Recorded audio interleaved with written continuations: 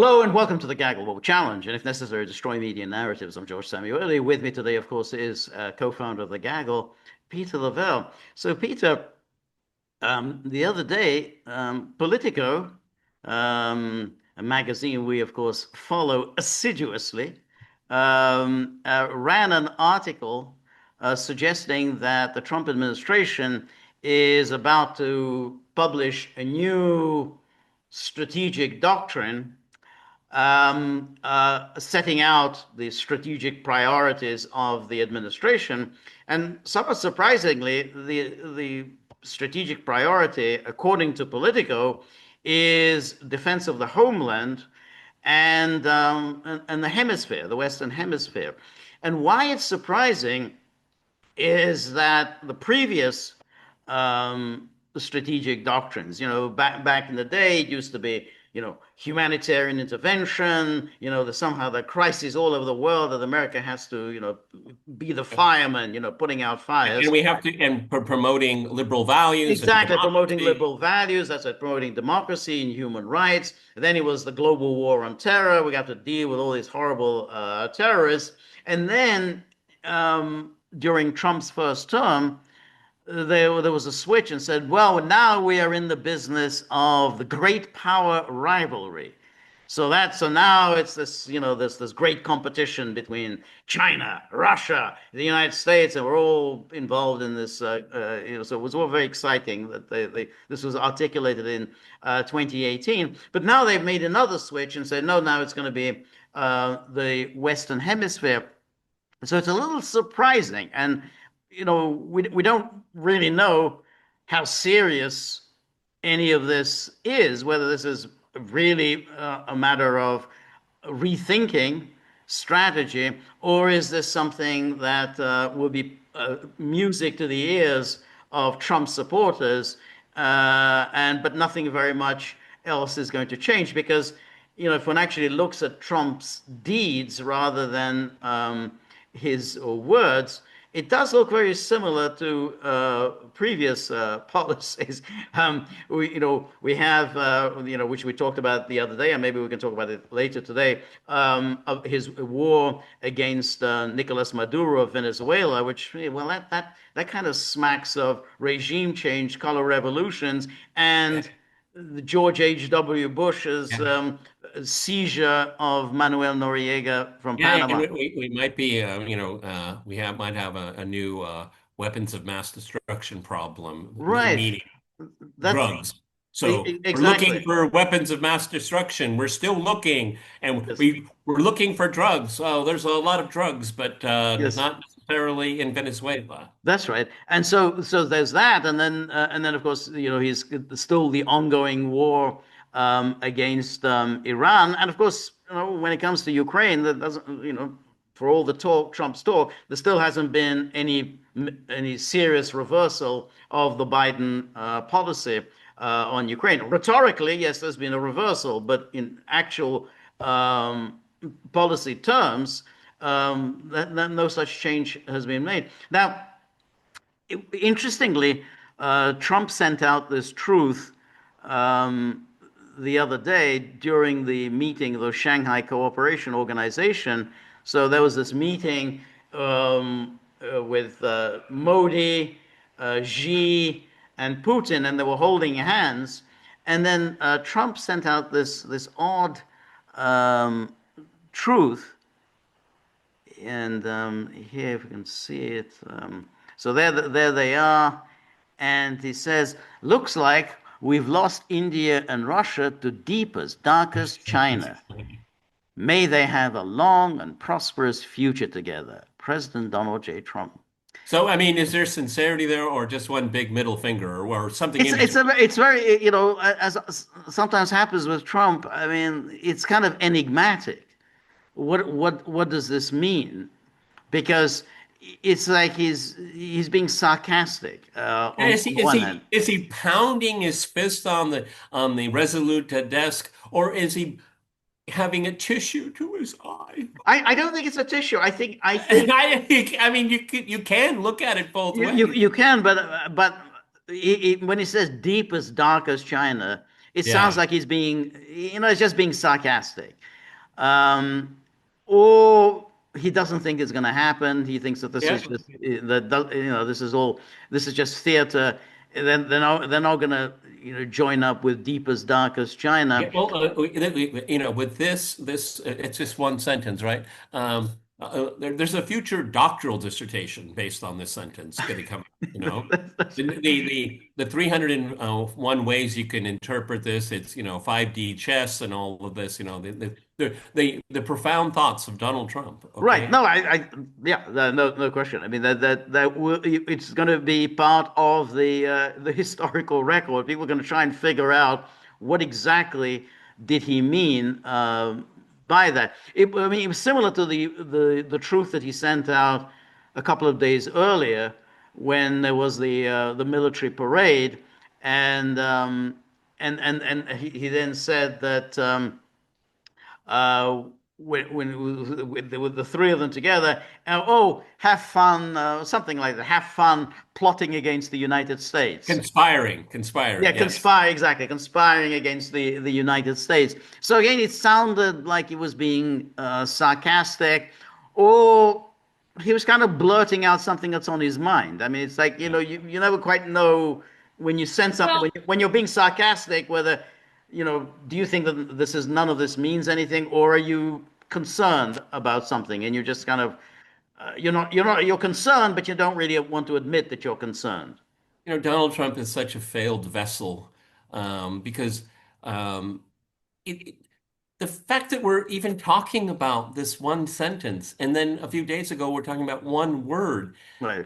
it really it's profound on a certain level because we can really go many levels into this here. I mean, you know, wishing them a prosperous future. Well, is he really? He may actually be thinking about the future, and it's something that you and I have been touching upon now for a while. This return to great power politics, which I think is happening. And what this may, depending on how it plays out, and it won't only be just one administration, it'll have to be many, many more to come. But the liberal order that has been so deified for the last 80 years is fading away. And this is something that is being recognized. As George pointed out, before we're democracy, promotion, and human rights, right to protect all that, that is really kind of empty from the rhetoric right now. And also number two, this appears to me a recognition that yes, China, Russia, India, these are great powers. We don't say superpowers anymore. We talk about great powers. We're Right. going back how politics was talked about for centuries. Okay, great power politics in Europe. How many books did we Right. read at But that time? the thing here is though that he of all people had um, said, I don't think it's a good idea to push Russia and China together. I mean, he said this in 2015, 2016. That was his position, and that it makes more sense for us to be friends with Russia against China. That was his view. And when it comes to India, he during his first term went out of his way to cultivate Modi. I mean, he had that big visit by Modi to the United States, the Howdy Modi thing. So now he says, well, looks like they're all together. Have fun. Well, what happened to your policy? This is exact opposite of what you set out to accomplish. I mean, you precisely didn't want the three of them together. Well, again, it is we could easily interpret this as an admission, admitting reality of the nature of great power politics and trying to balance. The U.S. has failed in doing that. So is he just recognizing that failure and moving forward? I mean, this focus on the Western Hemisphere, I think, is actually fascinating and something you and I talked about even before Trump was inaugurated for a second term with the Greenland and Right, Panama right, right, and with right, Canada, right. and this is like fortress Western Hemisphere. Again, countering the other bloc. The Western Hemisphere's got a lot of stuff going Oh, for yeah, it. no, no, Okay, it's no, got a lot of resources, a lot of oil, an enormous amount of cheap labor. right, With the machinations that have been going on through south of the border with almost every single government there. right. I mean, as Max Blumenthal had a guest on his podcast. He calls it BlackRock Incorporated. These are just all subsidiaries of it. This is not by accident here. So it looks like there's a recognition There's that a we have no, no, our that's block right, and the Michael McFowles and all these right. people. But then No, there's no such thing as right, spheres of yeah. influence. But that's where it becomes kind of interesting because there have been all kinds of previous presidents who have said we're not interested in Europe anymore. We're going to focus on the Pacific, or we're not really interested in Europe. We're going to focus on what's going on in Central America. But in fact, every president has gone back and preoccupied themselves with Europe, fighting the Cold War, expanding NATO, limiting Russian power. So they all do this. They all kind of say, yeah, we got to stop all that. That's all a Cold War relic. We need to focus on the Western Hemisphere or the Pacific and whatever. But it never happens. It always goes back to the same thing. And so that's why I feel that we have to be a little bit skeptical of this Oh, because Trump only a few days ago he had all these leaders of Europe sitting in front of him and yeah. basically at least agreeing that well, NATO is this fantastic organization and we got to keep it going and we're going to spend even more and more on NATO. If there's anything we've learned from this administration since January of this year is, and I think that you and I have to take a public vow, no more rabbit holes, okay?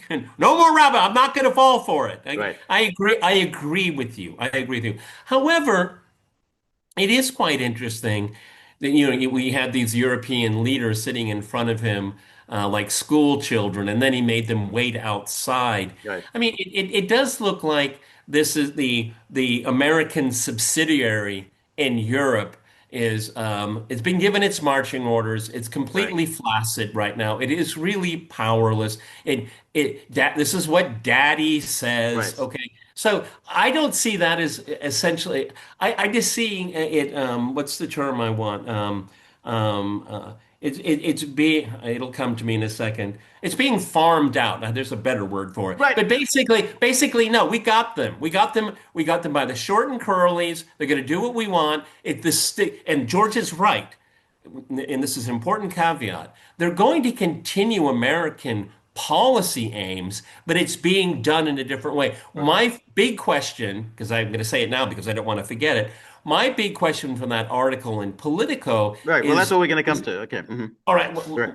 let me say it because I'll probably forget. Okay. Is this a policy pivot or is this an asset redistribution in pursuit of policies and not necessarily a pivot at all? Go ahead. Right. No, I think so. I think that Trump does think in those terms that of a division of labor, that essentially, he wants the Europeans to focus on this under American supervision. So in other words, we're still going to maintain American leadership, American supervision, but you're going to do a lot more, and it's going to come out of your pocket. And you know where the principal's office is if you don't obey. That's right. That's exactly it. So he's not going to walk away. That isn't going to happen. No, Americans going to agreed. walk away from Agreed. Europe or Agreed. anything like that. So, but Agreed. anyway, so this was the article in Politico, Okay, here we go. and here it is: Pentagon plan prioritizes homeland over China threat, and then they're saying Pentagon officials are proposing the department prioritize protecting the homeland and Western Hemisphere, and then a striking reversal from the military's years-long mandate to focus on the threat from China. A draft of the newest national defense strategy, which landed on Defense Secretary Pete Hegseth's desk last week, places domestic and regional missions above countering adversaries such as Beijing and Moscow. And then, according to three people briefed on early versions of the report. Um, and so anyway, this goes on. The move would mark a major shift from recent Democrat and Republican administrations, including President Trump's first term in office, when he referred to Beijing as America's great rival.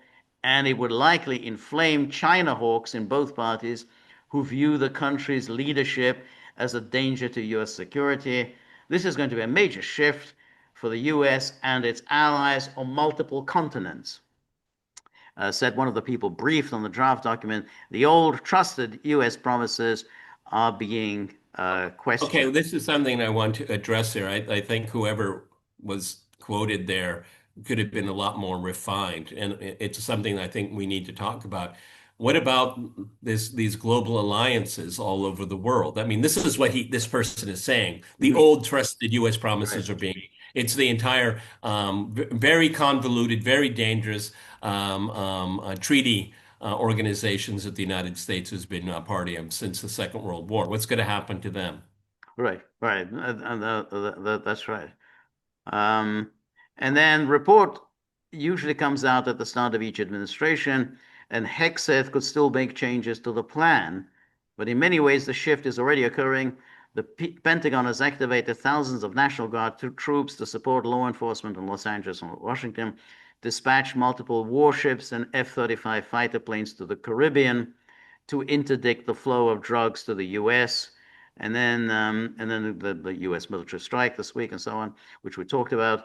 And the Pentagon has also established militarized zones across the southern border with Mexico that allows troops to detain civilians, a job normally reserved for law enforcement.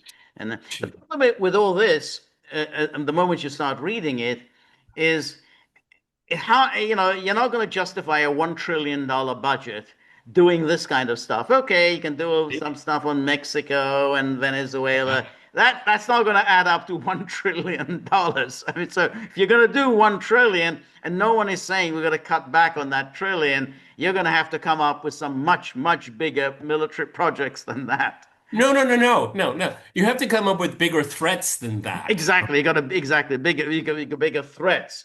Because this stuff, oh well, we do some sent the National Guard into Los Angeles. Okay, that costs nothing. Oh, we're gonna do something. We're gonna go after these labs in Mexico. That's assuming even you can do that, and Mexico would allow it. Okay, that's not gonna $1 trillion. That's what you gotta justify. And so that's why. That's a lot of speedboats. That's right, exactly. Because this whole thing against Venezuela, that's pretty small fry operation. The new strategy would largely overturn the focus of the first Trump administration with its 2018 strategy, which placed deterring China at the forefront of Pentagon's efforts.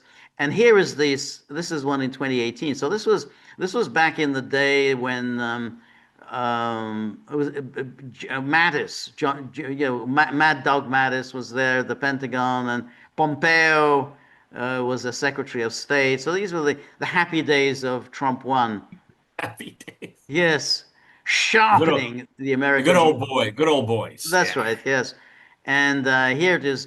If you look at these words, it says the central challenge to the U.S. prosperity and security is the reemergence of long-term strategic competition by what the national security strategy classifies as revisionist powers. I always love it, revisionist. We kind of lay down the law and then they want to revise the law, and we're not going to take it. It's Well, increasing. yeah, George. I mean, geopolitics is under constant revision. Okay, Yeah, I mean yeah. that's an element of it. Right. Okay. That's right. It's increasingly clear that China and Russia want to shape a world consistent with their authoritarian model, gaining veto authority over other nations' economic, diplomatic, and security decisions. Because, of course, Wow. the United States States never does that. never seeks veto. No, no, no. No veto for us. So yeah. I didn't. Um, China is leveraging military modernizations influence operations, and predatory economics to coerce neighboring countries to reorder the Indo-Pacific region to their advantage. Again, you could put Washington is Yeah. That's but I always like it to their advantage because, of course, the Indo-Pacific that's American territorial waters. I mean, yeah, yeah, yeah, yeah. All the way up to Tokyo Bay, that's right? right. As China continues its economic and military ascendance, asserting power through an all of nation long-term strategy, it will continue to pursue military modernization program that seeks Indo-Pacific regional hegemony in the near term and displacement of the United States to achieve global preeminence in the future. And then he says Russia concurrent. But like Arcos, if I'm pronouncing it, that's not. This is not a Chinese reaction to that, is it?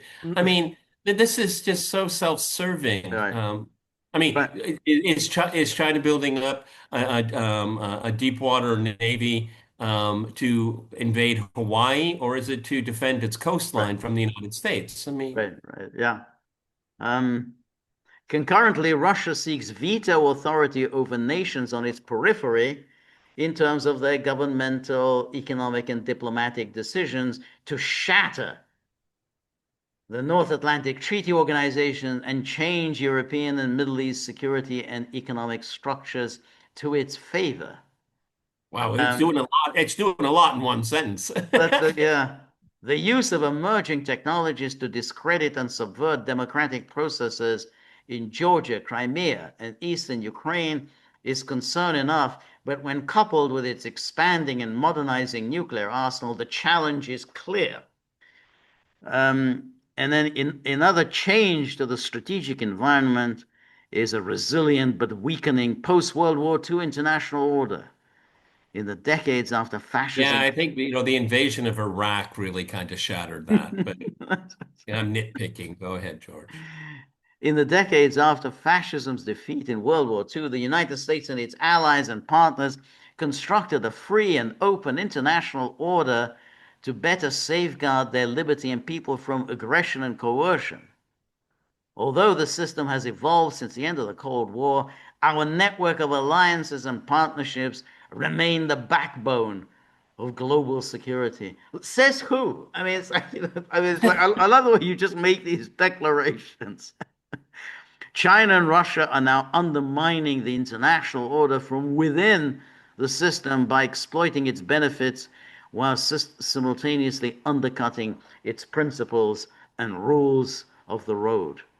I don't know what rules of the road are. Um, so anyway, that was the from 2018. But now so apparently that Trump is abandoning that. So we're not going to do this big global power competition anymore. We're going to focus on the Western Hemisphere. Um, Yeah, but George, it really begs the question, and I guess, it's something that's unanswerable at this point. But um, the shift doesn't seem aligned with President Trump's hawkish views on China at all. Is that because, and it's something that you and I, Mark, talked about earlier today, is it because it's not an easy win?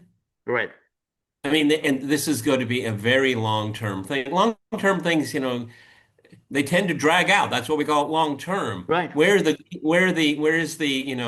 adrenaline rush of win, win, win? Yes. We need more, we need to murder 11 more people on speedboats. I mean, that gets mileage, but China, that's a big Well, one. I think so.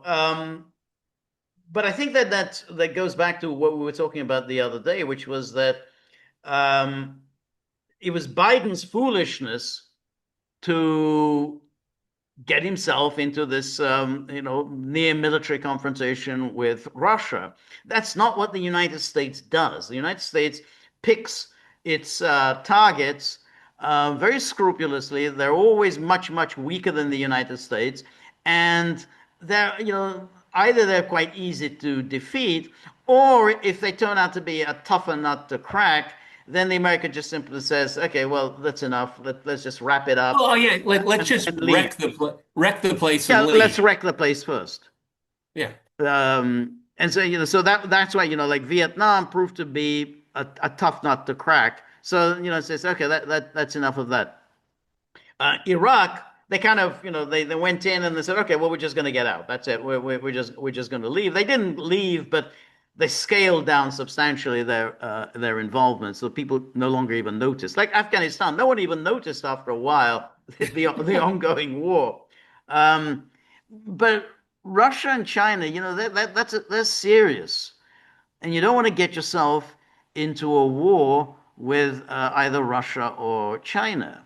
But Biden did that, and that I think is, Biden I think did depart from a much shrewder U.S. foreign policy, cynical policy undoubtedly, but not nonetheless quite shrewd in the way the United States has handled these It issues in it the past. seems to me, and this history is yet to be written, but it seems to me like the Victorian Newlands of the foreign policy establishment. I to my bones, I truly believe that they convinced themselves that we can use this Ukraine caper. It's our last chance. It's our Yeah, last chance. yeah, Because they in their circle they want their legacy to be we right, brought Russia down. We right. broke Russia. That's what Yeah, they really and they looking at when they do from time to time looking at the reality on the ground. They said this is going to be our last shot. And yep, man, we're never going to get a sucker like Ukraine again to yep, do it for us. Okay. I yep. think it was really very a gross gamble, and it Yes. failed. Yeah, I think so. I think that's exactly what was happening. That they thought they could do it, and they still do think that.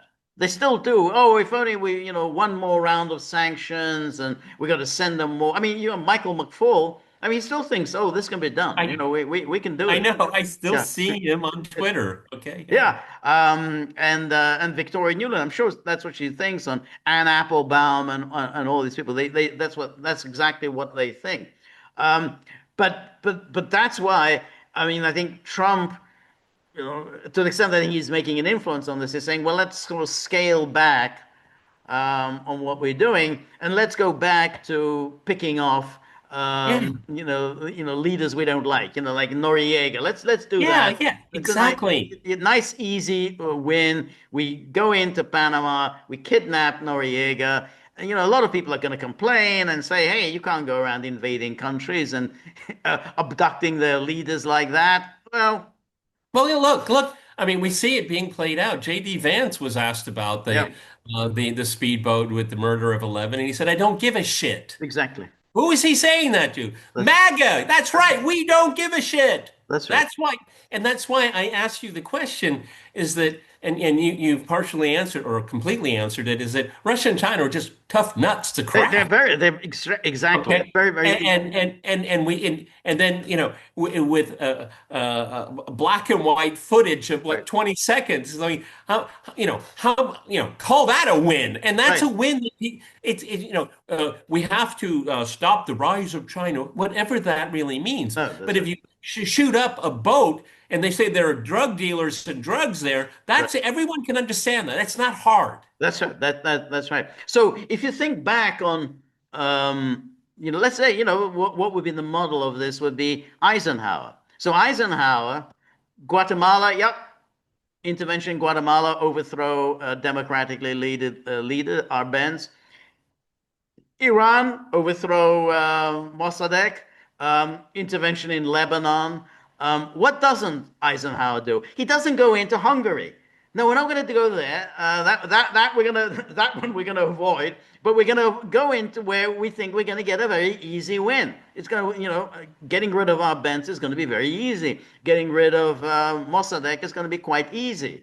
The Lebanon as well. I think that is, and I think Trump probably is thinking along the lines, yeah, going back to a kind of Eisenhower era. Yeah, yeah, You like, don't get yourself into these kinds of right. wars. Eisenhower said, well, if we're going to save the American effort in Korea, we have to nuke Beijing. No, no, we're not doing that. No, we're not. We're not doing that. That's right. I'm agreeing with you. Yeah, Sure, sure. Okay. Yeah. Let's just, Just make, I'm sure Eisenhower said, when it comes to Korea, I just want to leave without my tail between my legs. Do Exactly. it. That's right. That's right. And that was an interesting thing, but because in the case of Korea, he settled for a compromise Yes. after making a lot of big talk during the 52 campaign that he was ready to use nuclear weapons in Korea. And remember, in Indochina, settled for a compromise. You know, communists get a half. You know, the anti-communists get a half. It was no. Well, we have to go on. And just to reiterate the point, that's not because, they're soft on communism. No, it's that we don't need a war with mainland China. Exactly. Okay. Exactly. JFK with the Berlin Wall. Okay, it's awful, a terrible thing they're doing, but we're not going to go to war with the That's right. Soviet Union. That's right. That's right. And that, no, exactly. That was, we're not going to do it. And that's so what Biden did, and it was precisely to abandon what had previously been a kind of a shrewd U.S. foreign But policy. George, again, this will be a question we may never know because these people are pathological liars. Because it was uniquely Joe Biden, do you Right. think that these ideological power centers in the Defense Department, State Department say, look, we've got a guy Right. in the White House. He could make all of our dreams come true. It's very Okay? good. Yeah. Because, it's these nodes of power that Right. want to see their policy succeed. If it blows up in Biden's face, who cares? It's Right. Right. Biden. You see what I'm saying? It's Yep. just that we have this moment. I'm only hypothesizing Right. here, okay? But we have this moment where you have like Jake Sullivan say, look, we can drive this train wherever we want. Right. Do you think there's something to that? I do think there's something to that. I think that I think Biden himself had been an absolute cold warrior. I mean, he's grew up in this. That that's his mind was shaped by that. And then you had these creatures like Sullivan, Blinken, Newland, above all, who saw their opportunity and they thought Yeah. this is the moment. And then lots of opportunists, or the Boris Johnson and everyone got in on the act, and then pursued an absolutely ridiculous, insane policy, which was totally destructive for the West, but is also a policy that previous presidents would not have done. They would have absolutely, stopped and said, "Hey, this makes no sense on any level. We're gonna, it could end in disaster, and even if it doesn't end in disaster, it's going to be very bad for us." But I agree with you. I think it was what was crucial. The crucial ingredient was this person who should never have been president. He was obviously mentally incompetent, even when he was inaugurated in 2021. He already, had only a vaguest idea of what was going on around him. Let's kind of extrapolate from what you're saying, if we can call this like an Eisenhower paradigm. Um, it works when it even comes to Iran, in my mind, because the deference that Trump has given to Israel, this is more part of the Israeli Right, portfolio. right, Okay. Now we don't really want to go to war with Iran, okay, but to further American, let's say like micro right, hegemony in the right, region, I still believe a lot of it is a denial of other powers. We just don't want the right, Chinese there. We don't want the Russians there, okay? right, And Israel is a perfect conduit because Israel has no conscience whatsoever. right, It has it doesn't recognize international law. It gets a right, complete green light. And right, and this is where I argue against people saying that Israel is running everything. No, a lot of the Americans, they're very pleased that Israel will do it to further overall what they right, believe is American foreign policy, which I think it's disastrous in the long run. And right. I think that the Iran topic goes into the Israeli portfolio, Yes. and Washington doesn't have a problem with that. That's right. I think that's right. I think that's what it is. It's like, oh well, Israel will handle that, and then we don't have to worry about it as though oh well, it's just a matter of nuclear weapons. That's a nuclear weapons. It's all and Israel will deal with that. And I think that is the way Trump thinks of it. Because if Trump were to say, okay, we're going to go to war against Iran, because we need to get rid of the Ayatollahs, that's going to go down, like a ton of bricks. I mean, everyone's going to hate that. There's a no, no, no. There's no way you can do that. So by sort of making it as about Israel and about nuclear weapons, he's managed to kind of sort of inoculate himself from any suggestion that he's somehow mounting a war in the Middle East Yeah, against and Iran. it's interesting because I got a lot of commentary with this recent interview. Apparently, Trump was dead at the time, but the interview surfaced anyway. God, what a ridiculous media environment we live in. But he said, I bombed, I'm paraphrasing, I bombed Iran for Israel. And that fits perfectly into our description right Right. here. Right. Okay? Yep. That's right. That's right.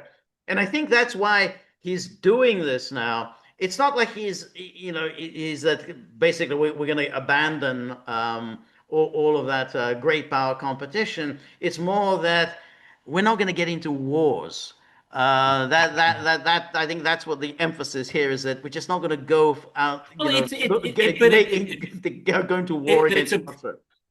But it's a perfect reflection of what commonly is known as gunboat diplomacy. Right. Is all you have to do is threaten, maybe blow up a few compounds of Right. building, and then you get your way.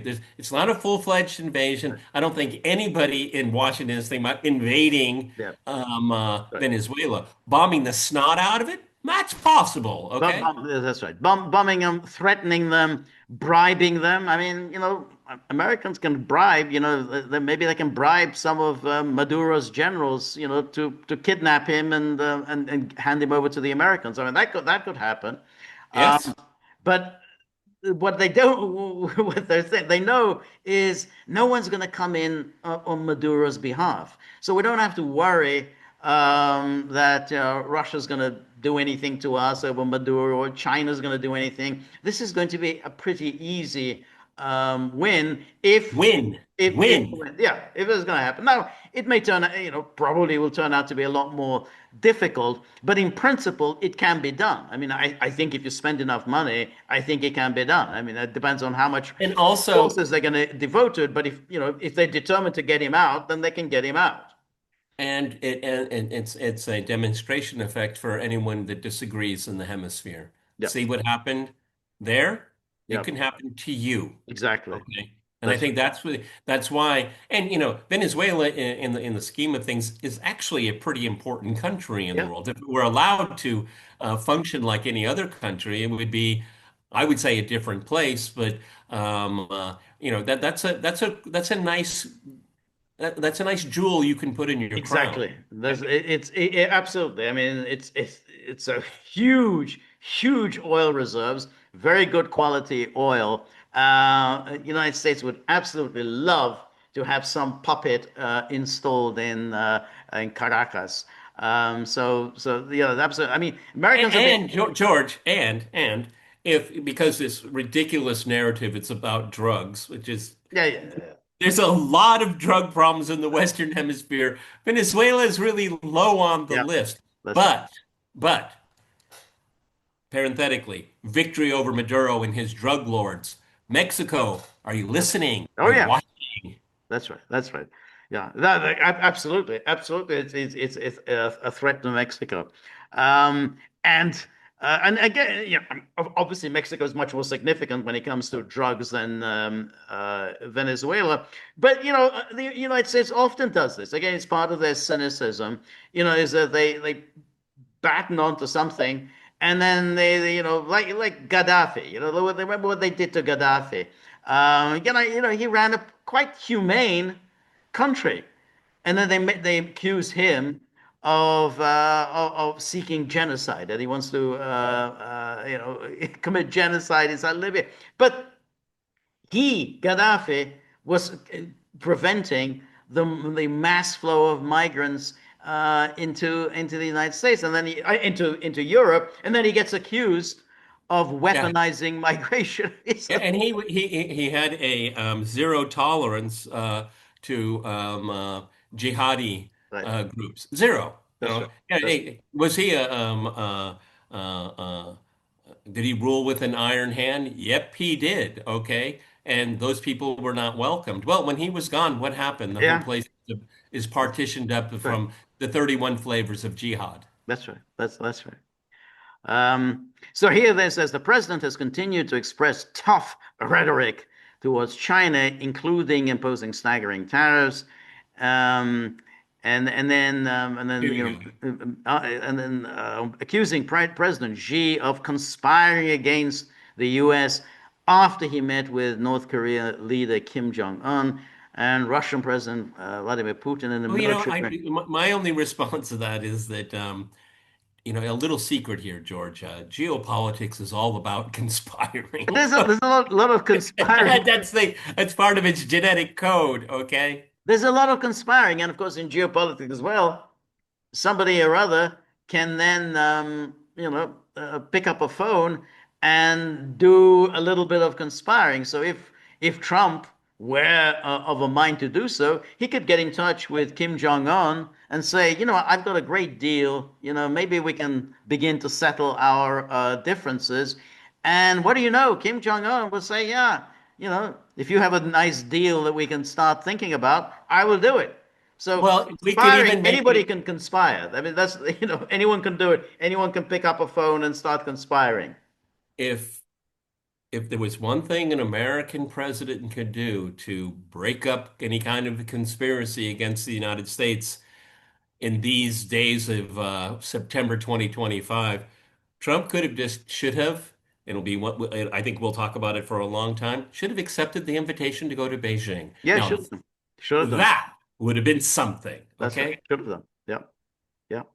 Um, and then Elbridge Colby, the Pentagon's policy chief, is leading the strategy. He played a key role in writing the 2018 version during Trump's first term and has been a staunch supporter of a more isolationist American foreign I policy. don't like using that word No, isolationist. no, no. They always do that, and it means absolutely nothing, other than they don't want America getting into forever wars. I mean, that's it. Oh, it's isolationist.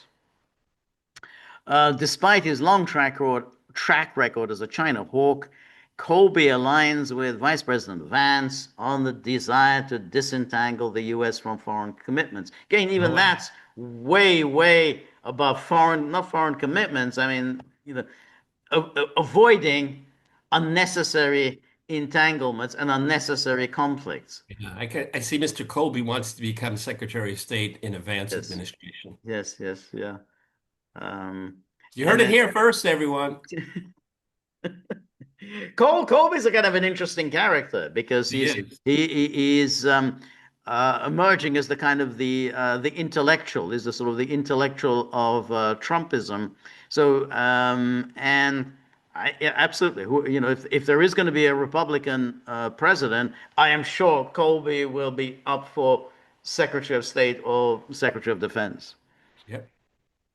Colby's policy team is also responsible for a forthcoming global posture review, which outlines the U.S. Forces are stationed around the globe, and the Theater, Air, and Missile Defense Review, which takes stock of U.S. and allied air defenses, makes recommendations, blah, blah. And Well, a question, George, yep, which I think is, you know, I already said, you know, we have to have this kind of antiviral control of going down rabbit holes.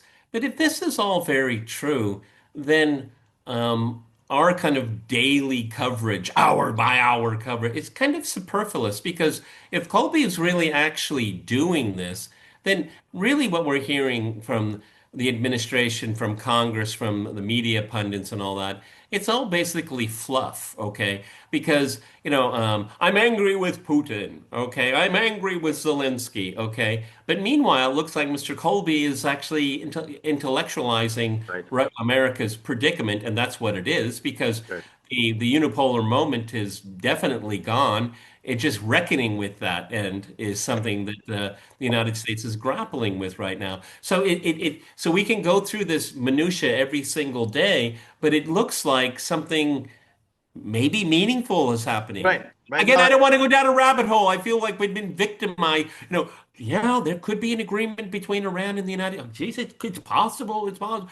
right. JCPOA, they'll call it something. I mean, it wasn't that long ago, George. That's right. That's right. And but that's in a way why we keep coming back to this a perpetual question, which is Well, given that you have Colby, who seems to be quite sensible, and you've got J.D. Vance, also sensible, why couldn't you do some sensible things? Why couldn't you get a reasonable deal with Iran? It was there. I mean, it was there to be had. And there was enough. Iran was ready to make enough concessions for you to turn around and say, this is a much better deal than the JCPOA. You could absolutely have sold it. Yeah, Iran has made a number of concessions, and so we've got a better deal than the JCPOA. Why they didn't do that, it's a bit strange. And then you have to go over the Ukraine. You know, Trump is still dawdling over Ukraine. He's still, it seems unable ready to do anything, unable really to come to any kind of a decision. I mean, Well, he that's keeps what makes me, postponing it, this making a decision here for another 2 weeks. yeah, I just have this feeling that his whole approach, because he's up against, not that he gives a hoot one way or another, okay? Because I don't think he does, but Right, he's up against these institutional pieties right. and he's negotiating that. I tend to think, looking at his behavior, and my goodness, everyone, Truth Social is probably the greatest reflection of what a president is thinking, I guess, okay? I think he wants it to solve itself, if you Yes, know what I mean. yes, I think so. I think that's exactly the way he's thinking that that I mean, it's like what we were talking about the other day. He's maybe thinking that the Europeans are going to realize that he's not going to do anything for them. The security guarantees they're looking from him, he's not going to provide, and that they're going to, some point, come to him and say, you know what, we should sue for peace. I mean, we basically have to, call it a day. And so, And well, all and right, now that you insist, and Trump is going to say, I'm glad you came to that conclusion. I'm really busy with this Venezuela thing, and my base, they want to see drugs off the streets of America, this is a national emergency. And that's what he's getting, because I'm sure, if Maloney calls him up about Ukraine, he'll say, you know what I'm doing in Venezuela? Let me that's, tell you. The whole conversation will be that's, about. And then when we bring we're fixing the Rose Garden, and when that's fixed, we're gonna bring this guy up, and we're gonna that's put it. him on trial. Okay, that's I'm sure that's how it's gonna go, because no matter how pressing it is for a foreign leader, Trump is gonna tell you what he's thinking about in the moment. Yeah, yeah. No, that's exactly right. So I think I mean, the reason why he hasn't gone down the path of, oh, what about the sanctions? You keep promising the sanctions. What about all these sanctions? And he's not doing it because I think he thinks that the sanctions will just close off his options. So he just doesn't want to make a decision. He's just going to keep, Absolutely right. yeah, keep, kicking the can down the road, postponing having to make a decision. Once he embraces sanctions, that's it. He doesn't really have any options anymore. Because sanctions is political capital, and that is one of the only things in a normal world, okay, that he has that he can expend. Once you expend it, where's your capital? Right, George is absolutely right. Well, he believes I do not have to make a decision. So why will I? I will right, expend capital that I can use possibly in a different scenario. right, But once you give up all of your or use another metaphor, when you show all of your cards, right. then Yep, you're stuck. that's it. That As that's long as you keep your cards like this, that there's ambiguity. exactly. It's because those who are calling on him for sanctions, they just want to continue with the Biden policy. They just want to go, well, let's go on with what we were doing. Let's go on trying to pressure Russia. Let's go on sending more weapons to Ukraine. And why? Because somewhere down the road, we're going to win. There'll be some sort of a great victory will happen. Or And maybe there will be a huge earthquake and simultaneously a tsunami, and it right, will destroy the Russian capital. I mean, this is unicorn thinking, right, you know. This is, it's like when the Chinese fleet was invading Japan and a huge storm just blew the whole fleet off right, the right. sea. Divine wind. We're waiting for divine wind. Right. Okay. Yeah. I think so. And that's why, but because, they have no real, they don't have a program for victory. And luckily, And they nobody, don't want, they can't admit defeat. See, they that's can't it. admit defeat. That's the Exactly. binary. They don't have a plan for victory and they can't accept defeat. That's their dilemma. That's right. That's right. That's right. Because ultimately, their only plan for their only serious plan for victory is massive escalation. And Trump has essentially has made clear he's not ready for massive Well, escalation. I mean, any rat, In a way, that's what Trumpism has made clear to yeah, them. but I mean, I'm not going to do it. Trump is not a sophisticated person.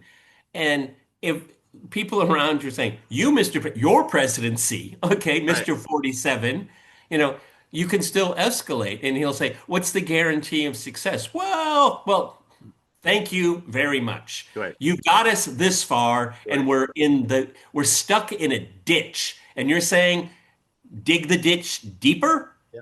That's right. That's it. That's No, right. no, I mean, this is one of those very few times that, Trump's ego actually may help humanity. Okay. That's He said, right. I don't want to be the guy that did that. That's right. That's what I'm going to be remembered for? Nah, that's not what I No, want to be. I think it was very important because he said it. I think the other day when he said, "Oh, how stupid Biden was on Ukraine and so on," and then he said, "Well, he could have got us into a world war. It isn't going to happen now." And I think that was a very important way because he said that. I mean, no one notices it. It's not going to happen now. It means that I'm not going to do this.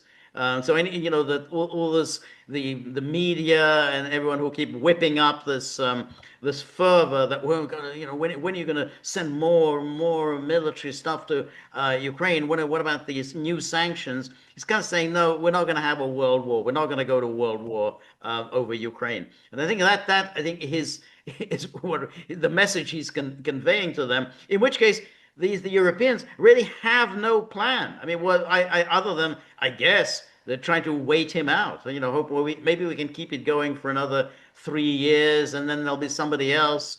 Some more Biden-like figure will come along. Because to be honest, I don't quite understand what the Europeans are Well, I planning. I mean, mean, I mean, just and what they're doing just makes no sense. yeah, because it's based on the word, well, maybe this will happen, maybe that. No, Yeah. you don't make policy on Right. maybes, Right. okay? And that's exactly what they're doing. They don't have the resources, they don't have the strategic thinking, and they don't have a clear definition of what security will be for them. I mean, even if you get a ceasefire, Russia is still going to be your eternal enemy. Right. Okay, so that's a security concern. Right. And what George and I have been talking about way before a lot of other people, I have to say, is that once you get a peace, you don't have to worry because that is the security. The peace Right. is the security guarantee. Right. Right. That's right. That's right. But they ultimately they don't even want that. I mean, they what they look for is yeah, let's have a temporary cessation of hostilities, a temporary ceasefire. We're going to make use of this interregnum to rearm and refurbish Ukraine, pour in lots of hardware, and then in 5 years' time, we can start this up again. We can just go on like this forever and just, trying to weaken and demoralize Russia forever. And maybe, who knows what will happen after Putin? I mean, I guess that's what they're thinking, which is why they're so Well, I desperate wouldn't for go. this ceasefire. Oh, let's have the ceasefire. I'm not putting my money on that bet at all. The bet I will make with absolute conviction is that Trump liked that little win with that boat. Order up some more of those. That's I right. want more of That's those. it.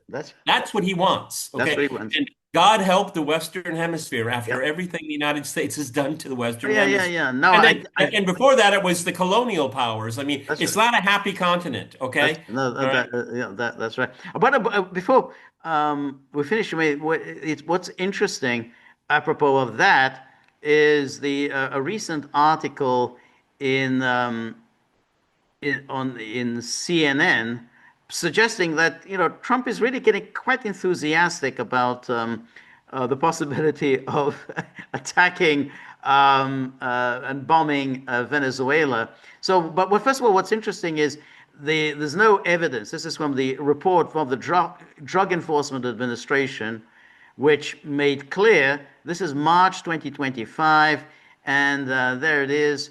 What is Trend the Iraq? Well, what do they do?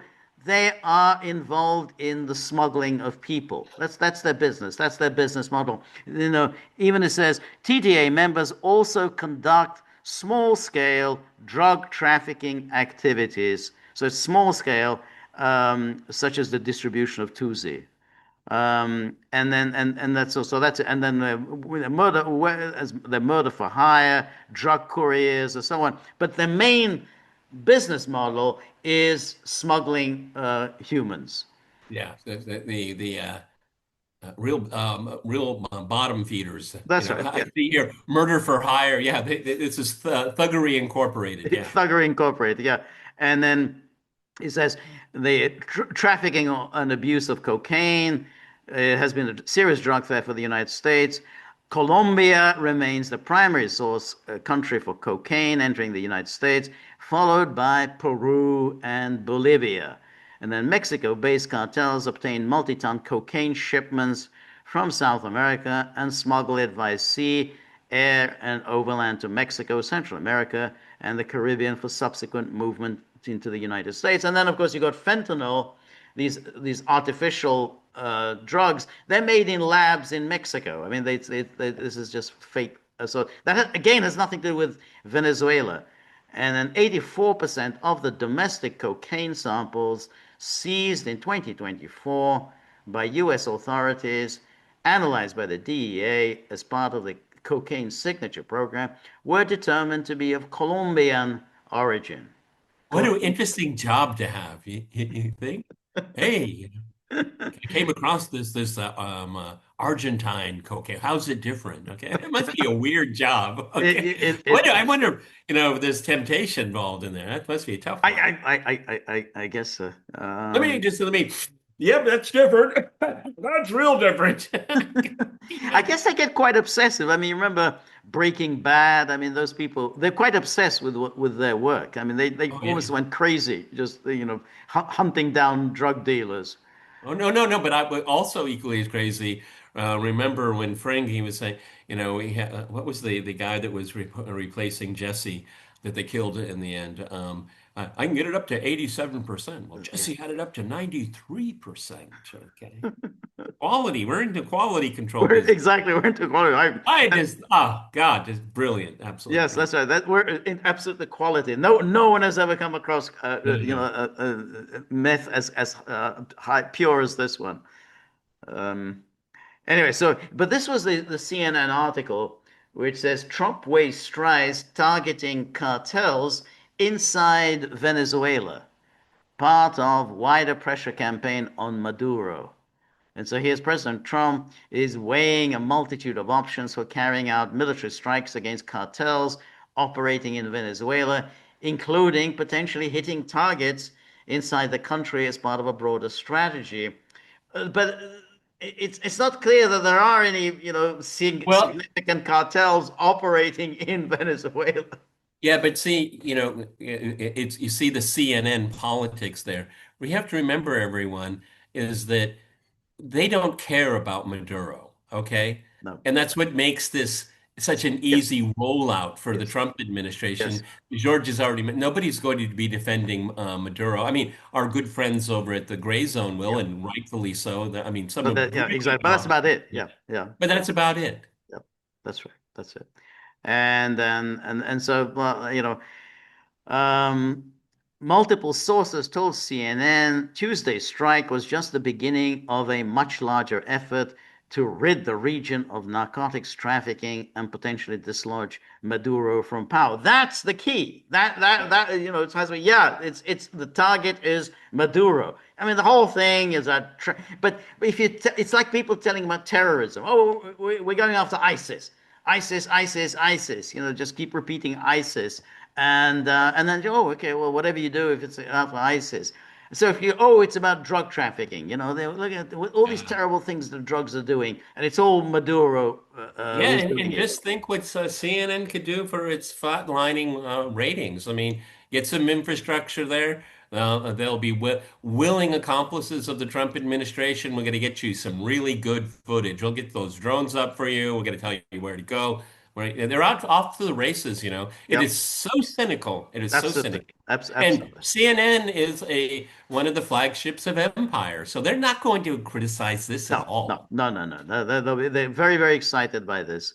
Um, and then asked by a reporter on Friday if he would like to see a regime change in Venezuela, Trump said, "We're not talking about that. We're thinking about We're not it. talking exactly. We're not talking about it. But we are talking about the fact that Venezuela had an election, which was a very strange election, to put it mildly." Trump said, referring to last year's presidential race in In Venezuela, Venezuela.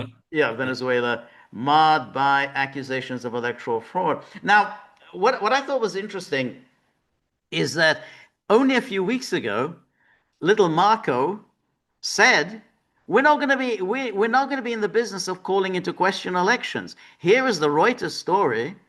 Trump administration tells US diplomats abroad not to opine on foreign elections. Oh, don't opine.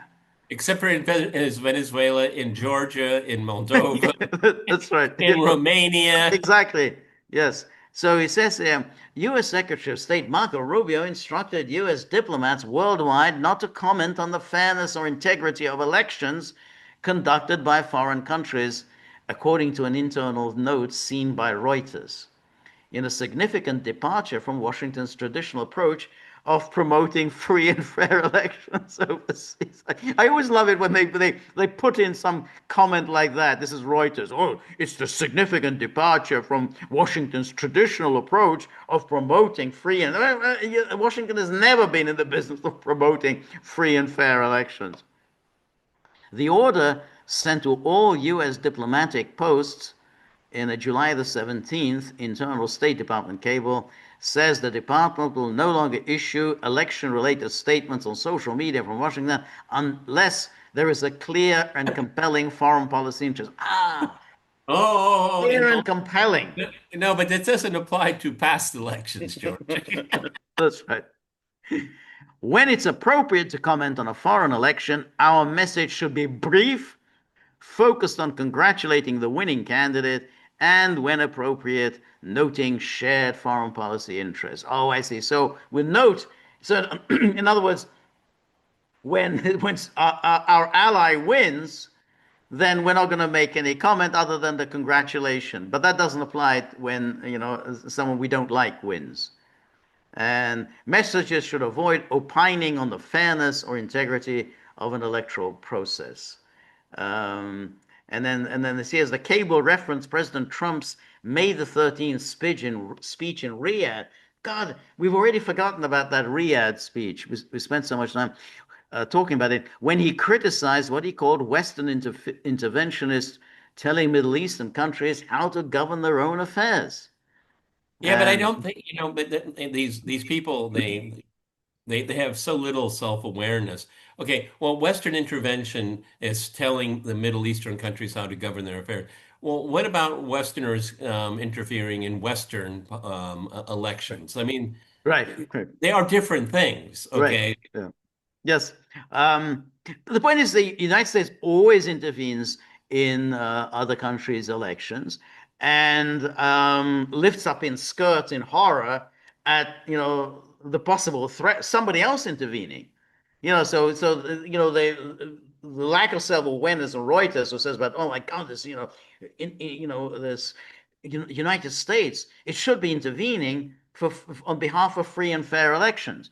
But then the same Reuters will be, yeah, Russia keeps interfering and intervening in other countries' internal affairs. This is terrible in the intervening in the upcoming election. So apparently the United States can intervene, the European Union can intervene, but nobody else can.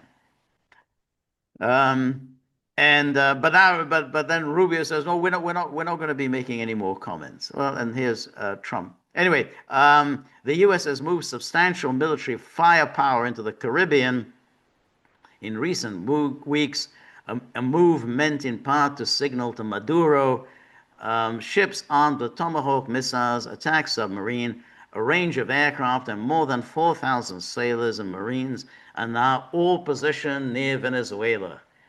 And then two White House officials told CNN 10 advanced F-35 fighter jets are also being sent to Puerto Rico, where a Marine unit is currently conducting amphibious landing training exercises.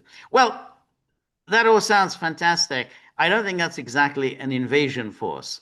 And I don't think they're planning on an invasion force. I think they could well be planning attacks on the Tomahawk missile attacks on Venezuela, or they're going to bribe somebody or other in Venezuela to kidnap and overthrow Maduro. It's interesting that Puerto Rico is mentioned, and we could throw in Haiti and so many other places. It's very much like what NATO in Europe. They don't want any blank spaces. They don't want any gray spaces. And I think this is an initiative. Venezuela is the perfect jumping off point because it Right, sends a demonstration to everyone else. right, And plus, they're using Puerto Rico, a third country, to target another country. And right. so it seems to me that this is very ambitious on Trump's part, and I think it's something that he would, because he just can see it, the imagery, Yeah, oh, no question. and then they're against the drug lord. I mean, who is for the drug lords? Okay, except for the U.S. government, a long history of it, Well, but that's right. but the narrative, this is a good thing. It's all good. That's right. Okay. That's right. That's why I think this is the path of least resistance, and this is what he's going to go. This is what he wants. And you have fanatics like Marco Rubio that Yes. this is God sent for him. Yep. Okay. Yep. He's Secretary of the Western Hemisphere. Yep. Yeah. No, that's right. And I think Trump has talked in the past about the Monroe Doctrine. So he wants to, revive the Monroe Doctrine. He obviously he's talked about Greenland, annexing Greenland. He's talked about seizing the Panama Canal, and then of course he talked about making Canada the 51st state. I think most of those are not going to be realized. I think it's going to be very hard to make Canada the 51st state. Um, but in theory, I don't know what is going to stop him from seizing the Panama Canal. I mean, if he really puts his mind to it, I mean, he could do it. Um, Greenland, I think, that, he would have to overcome the objections of NATO. I think they're not going to be very happy with that. But in principle, if he really put his mind to it, he could do it. Well, But I mean, they're okay, de facto, de jure. That's what we're talking about. right. No, I think probably that's what he would do. Yeah, exactly. He would just say make it de facto so that you don't so that Denmark isn't humiliated, but they'll just have to accept that more or less America runs it. But Canada, I think, is going to be a difficult one. And Well, I also I don't know. Again, it's kind of de facto de jure. Look, the United States has overwhelming advantages over Canada. Okay, and I think that being submissive, following orders, and all that, the Canadians have been doing that. right, Okay, I mean, what Trump wants is something that a visual. He wants, right, he wants something that people can understand. right, But Canada, at the end of the day, beautiful country, massive in size. Some of its natural resources challenge most countries in the world. It just has a tiny population. tiny population. And some parts of Canada, I think, would be quite happy to join the United States. And particularly the western provinces, I think they would be Yes. quite happy to join. Other parts obviously wouldn't. So, I mean, maybe a realistic objective might be, to try to push for the breakup of Canada. Well, Um, I mean, also one of the things that can happen, I mean, and this is, the history of the decline and fall of the Ottoman Empire. You could have provinces that are nominally under the control of the Sultan, but I mean, they were right, completely independent, okay? right, And this could be a sleight of right. hand type thing where you would have in the provinces they what is they have governors, right? Yes, yes, that's right. Yes, yes. Yeah, So, I mean, you could have a governor that's saying, we're following this foreign policy. correct. You have to remember, this is one of the things that happened to Russia under Yeltsin, and it ended up being, and it's something that made someone like Putin absolutely necessary, is that you had in Irkutsk, in Kamchatka, and Yeah. all, they started their own kind of foreign policy. When parts of your country start making an independent foreign policy from the center, that means you're falling Oh, apart. I think it's a very good point. I think that that could well happen. You're on foreign policy, and they could just more or less integrate their economies with the United States. Maybe even at some point they start trading with in U.S. dollars. They Yeah, start. I mean, it's like, what are you going to do to stop What are you us? going to do to stop it? Exactly. What are you going to do? I mean, you're going to go to war? I mean, Canada has no armed forces to speak of. So essentially, if some provinces decide to leave, I mean, there's nothing at all Ottawa can do about it. I mean, other than a plea to Washington, please, please, please, don't do it. But there's not, no other means to stop this.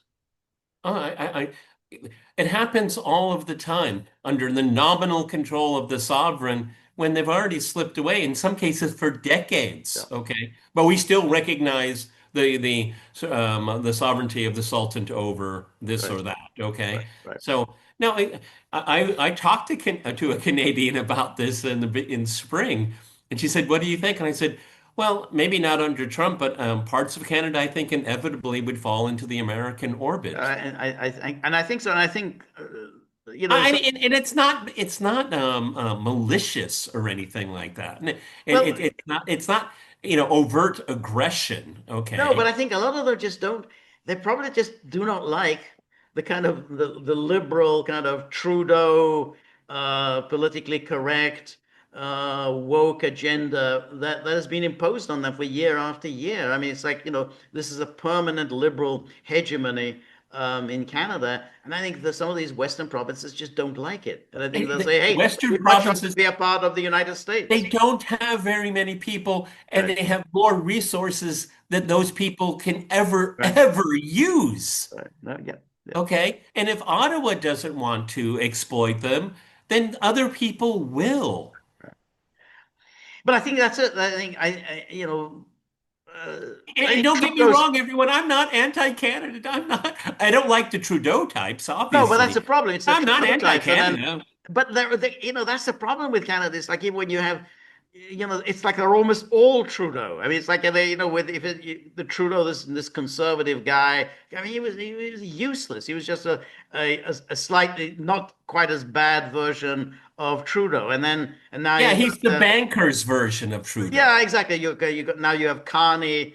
It was there. So yeah, you have was it Poor Livre? What was it? He was totally useless, completely ineffectual. I mean, he's so ineffectual that he lost the election that was absolutely handed to him, but he lost it. So you can imagine, particularly when you had all this, with the Trudeau and all the what they did to the truckers and all the mandates, the vaccine mandates, everything else. You can see why some people would say, "Hey, if we have an option of joining some other club, then they'll do it." I don't think anybody in the United States wants liberal Canada becoming a part of the United States. It's like, okay, you stay there. That can be the remnant of Canada. But we'll take the Western Well, province. and on the flip side, Red America would have nothing against British Columbia joining the United States. Who would object? No, no, no, no. No, there'll be no. I don't even think there would be a debate. They just say, "Welcome, Yep, exactly. welcome." Yeah, that's absolutely, absolutely. And that would fit perfectly into what, and it's something that you and I talked about, like in February or March, because we saw this on the horizon, and then so many other things took over. But it seems to me, going with this Colby strategic review, again, I'm kind of gratefully surprised that I think we were onto something there, but we got rabbit holed over and over and over again.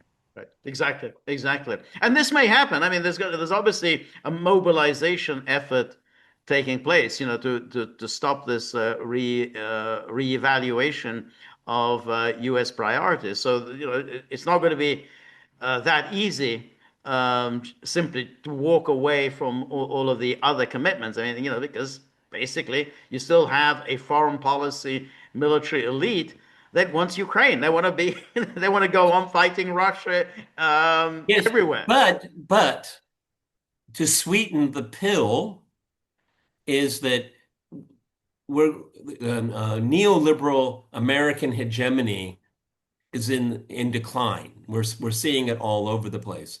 But as I keep pointing out to people, we're returning to great power politics before this ridiculous neoliberal world paradigm, which everyone thinks was just desperate to become born and come into it. No, it's just the reverse. It's an anomaly, okay? It's an aberration. Universal Declaration of Rights, a universal child literacy and all. That's part of the ideological package. They're not bad ideas in themselves, okay? But where we're going back to is great power politics. Now, the reason why I'm bringing up this point, it doesn't mean it's going to be any prettier. It's still going to be very ugly. Right. Right. No, but I think it is kind of great power politics, but with a difference. And I think that's why, as I think we made clear today, is that unlike in 2018, I mean, what Trump is doing is say, okay, we recognize great powers. We don't want to get into wars with other We want great powers. wins. We That's want right. wins. That's why in a way it's kind of going back to a sort of Eisenhower Nixon model of American power, which is, hey, we prefer small wars to big wars. We exert ourselves in our own hemisphere, in our own sphere of influence. Very cold, very hard, very cynical. Eisenhower had his Guatemala moment. Nixon had his Allende moment. But it's basically, yeah, we absolutely are firmly in control here.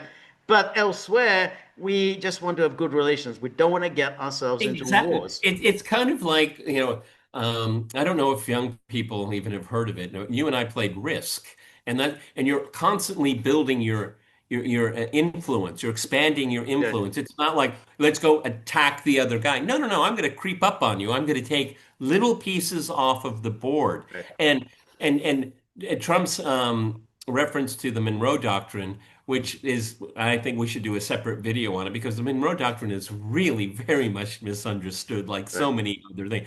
The Monroe Doctrine also made it very clear that the Americans would stay out of other people's right. business That's in right. Europe. Okay, we'll go through the document. We'll That's go right. through the document. Okay, Yeah, okay. that's right. But Yeah, I mean, it's fortress hemisphere. yeah. Why? Because it's doable. Two, it will generate mass resources, and they're wins. They're just wins. Yeah. Okay, and That's that's right. how great powers Right. act.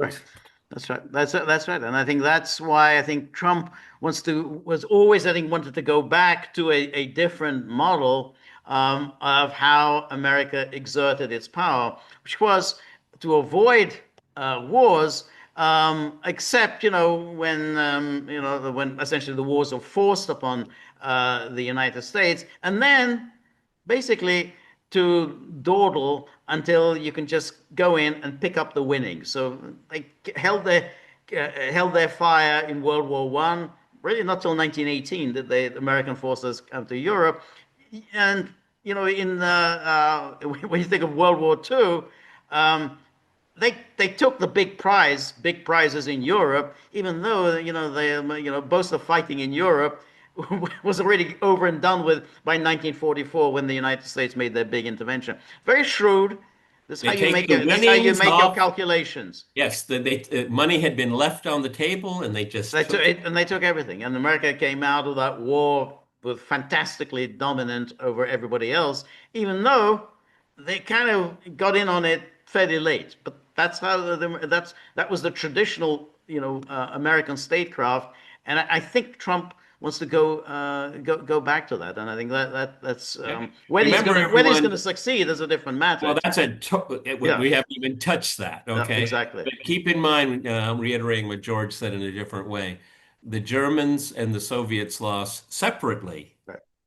individually, more than the Americans lost in the entire Yeah, war. And I'm talking about one battle. yeah. exactly. Absolutely. Okay, again, another disclaimer, George, I mean, I hope this isn't a rabbit hole for us. Okay, we'll see. Because there's a lot of things still going on out there, and it's really very much on the horizon, particularly with Iran. Okay, Yep. all of the Yep. stuff that's Exactly. coming out. But again, it does work with our thesis that that is part of the Israeli portfolio, Yep. which I truly believe this to Right. be the case. Exactly. Yep.